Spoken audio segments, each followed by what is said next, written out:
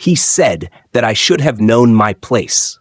The room fell silent the moment the words left his mouth. He said that I should have known my place, I repeated, more to myself than anyone else, as if saying it aloud would help make sense of it. The phrase echoed in my head like a drumbeat, heavy and hollow. I stood in the break room of the law firm I had given 5 years of my life to, coffee in hand, heart pounding in my chest. Moments before, I had been in the partner's office, Gregory Latham, senior partner and my so-called mentor. I had presented a case I'd worked on for 6 weeks straight. I'd skipped weekends, missed dinners with my parents, and canceled a vacation. I had built a strategy airtight enough to win a case twice as big. But instead of praise, I got a look, a smirk, and then those words. You're good, Alyssa, but you should have just let Mark present it. You're not a partner. You should have known your place. I didn't speak. I didn't cry. I walked out calmly. But something broke in me. Later that night, I sat on my apartment balcony. The city lights flickered like distant hopes, and the air was heavy with the scent of rain. I thought back to every time I had bitten my tongue, every moment I had played small to make others feel comfortable. There was the time I had drafted a winning argument and watched it be presented by someone else, or when I stayed late to help Mark on his briefs, only for him to take full credit. Gregory had told me I was too assertive once when I raised my voice to counter a flawed legal assumption. Now I realized that no amount of talent would ever be enough if the rules were different for people like me. For women. For those who dared to step out of the box someone else had drawn around them. The next morning I woke up earlier than usual.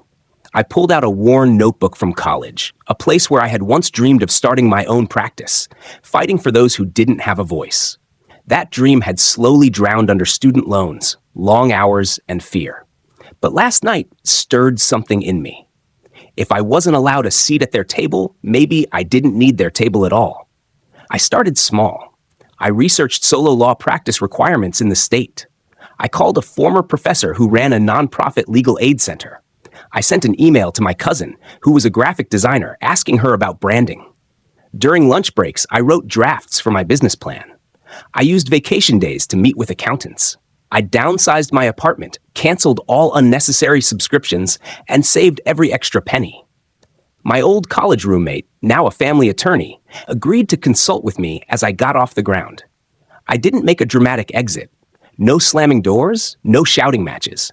Just a plain letter of resignation and a knowing smile as I handed it to HR.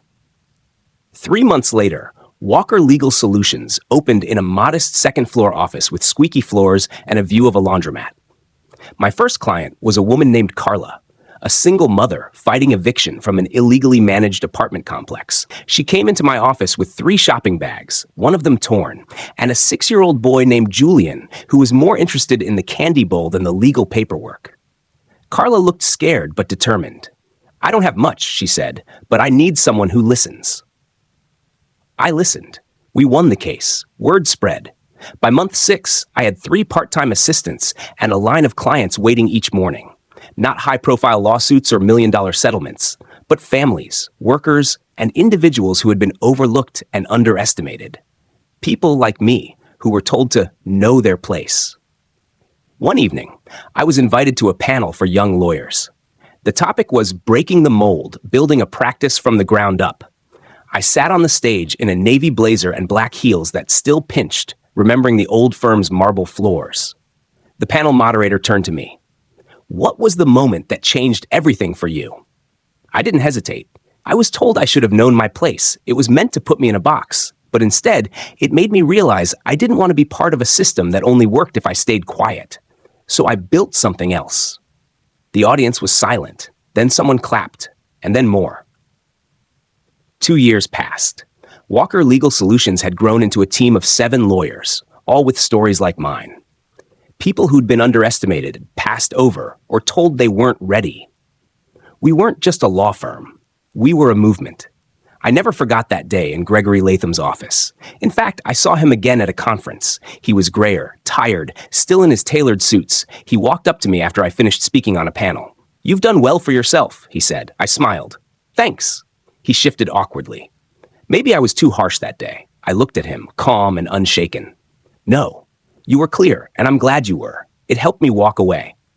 He gave a short nod and left. I didn't feel anger, just peace.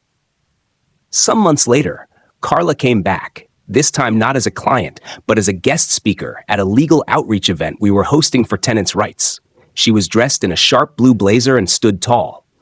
"I never thought I could fight back," she told the audience, "but someone told me I had the right, that my voice mattered." She didn't look down on me. She stood with me. She gestured to me. I smiled, but I felt something deeper. This was no longer about proving anyone wrong.